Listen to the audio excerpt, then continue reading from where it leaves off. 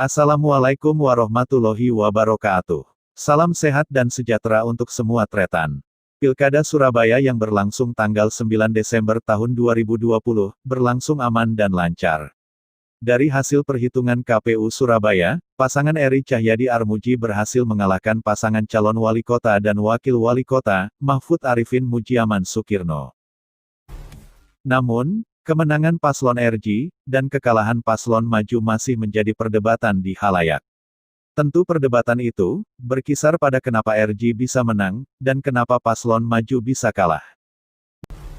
Nah, untuk mengetahui faktor apa yang menjadi penyebab RJ menang, dan maju kalah di Pilkada Surabaya, Raja Warta menggali keterangan dari Surokim Abdussalam, peneliti senior Surabaya Survey Center SSC.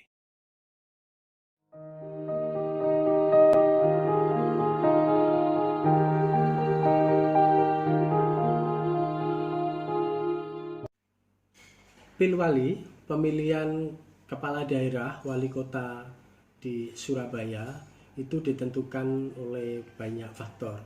Menurut saya ada 3 hal yang penting. Yang pertama adalah figur yang diajukan. Yang kedua, momentum, dan ini paling penting. Dan yang ketiga, perubahan perilaku memilih atau voter kota Surabaya. Terkait dengan figur yang diajukan, sampai sejauh ini, merujuk pada hasil surveinya SSC, faktor figur calon wali kota itu memberi kontribusi hampir 78%, sangat dominan.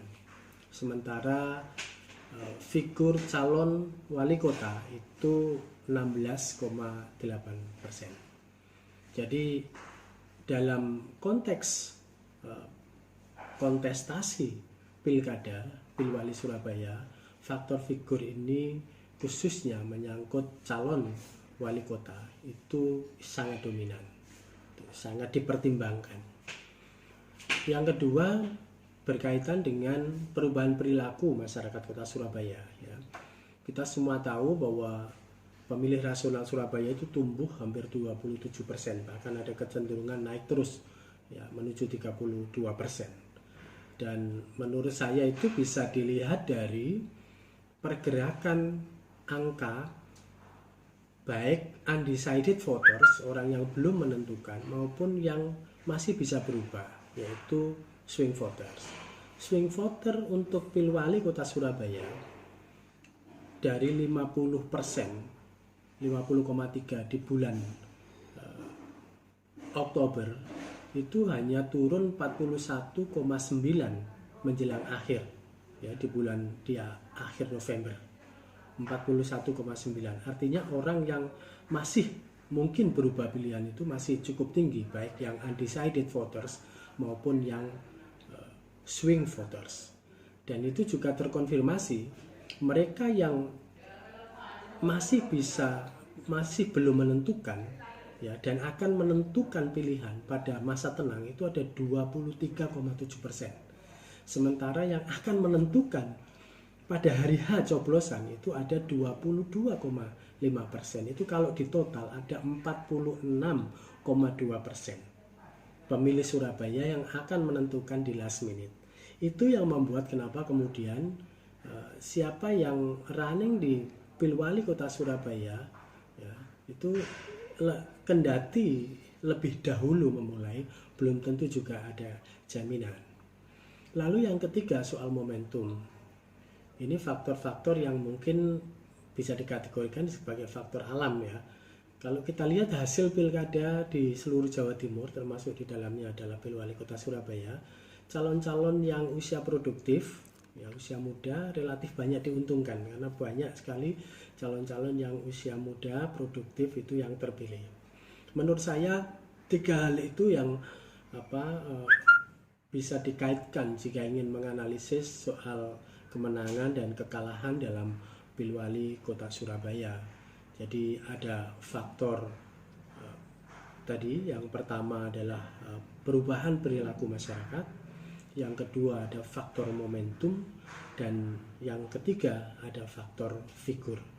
3 itu yang paling dominan menentukan menang kemenangan di dalam pilkada.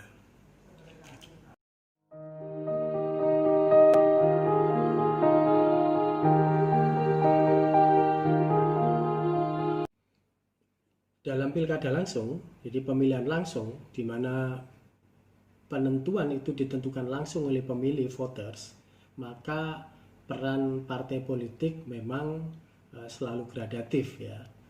Jadi saya sampaikan bahwa faktor figur itu yang paling dominan. Bahwa partai politik penting iya, khususnya di dalam konteks pencalonan, karena orang kalau berangkat untuk mendaftarkan menjadi calon itu harus dapat rekomendasi partai, dan di sana juga letak pentingnya partai politik. Dan soliditas partai-partai di dalam mendukung calonnya di dalam pilkada tentu selalu gradatif ya. Bahkan dari partai pengusung pun tidak ada yang 100% memilih paslonnya. Semisal dalam konteks pemilu Kada Kota Surabaya kali ini, itu pemilih PDIP yang memilih paslon 02 itu masih ada 15,6%. Termasuk partai pendukung ya, PSI masih juga ada 25% yang memilih paslon 02. Jadi memang tidak ada yang bulat, selalu ada gradasinya. Dan partai-partai pendukung di paslon 02, jika saya boleh merujuk pada hasil surveinya SSC, memang juga gradatif ya. Seperti Partai Amanat Nasional itu soliditas pendukungnya yang memilih paslon 02 itu 84,6. Disusul kemudian PKS ada 80%, lalu kemudian P3 itu 72,7, kemudian Gerindra 71, PKB dan Nasdem ini sama angkanya 66,7, lalu kemudian Golkar 64%, dan Partai Demokrat ya itu ada 61,2%. Kalau partai pengusung mungkin Perindo itu 50%, dan Hanura itu 50%. Jadi memang selalu gradatif. Karena orang memilih partai belum tentu akan memilih paslonnya. Itu yang membuat kenapa kemudian dukungan terhadap partai, jumlah partai memang tidak selalu linear dengan kemenangan.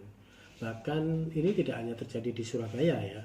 Di beberapa kabupaten kota di Jawa Timur juga menunjukkan fenomena yang sama, seperti di Sumeneb atau daerah-daerah yang lain. Itu juga jumlah dukungan banyaknya dukungan partai politik tidak selalu linear dengan hasil atau kemenangan akhir.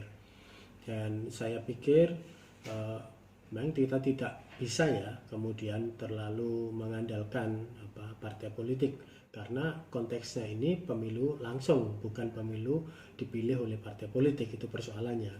Sehingga yang saya sebut tadi, faktor utama tetap ada pada faktor figur, dan itu artinya bahwa seberapapun kuatnya dukungan partai, kalau tidak didukung oleh figur juga yang kuat ya, saya pikir juga angka dukungan dari voter-voter partai politik juga akan selalu gradatif. Saya pikir itu memang sudah ada dari pemilu ke pemilu, dan kita sudah membaca itu dari waktu ke waktu. Artinya bahwa di dalam konteks pilkada langsung, dukungan partai tetap selalu penting, karena mereka juga punya pemilih-pemilih loyal, strong voters, dan pemilih, apalagi partai-partai yang secara ideologis kuat, itu biasanya soliditasnya juga kuat. Tapi saya lihat kontribusi angka-angka dukungan dari partai politik untuk pilkada kali ini juga cukup signifikan. Kendati itu bukan faktor utama, karena memang seperti tadi yang saya sampaikan, undecided voters masih ada 12% di bulan November, lalu kemudian swing voters masih ada 41,9% di bulan November akhir. Itu yang kemudian membuat orang masih relatif banyak menunggu hingga detik akhir untuk menentukan pilihannya. Jadi akan selalu problematik, dan memang tidak selalu dukungan partai itu bisa akan selalu solid, karena apa yang terjadi di pemilu legislatif itu tidak selalu kemudian sama dengan apa yang ada di pemilu kada langsung. Sehingga ya Partai politik menurut saya penting, tetapi bukan yang utama.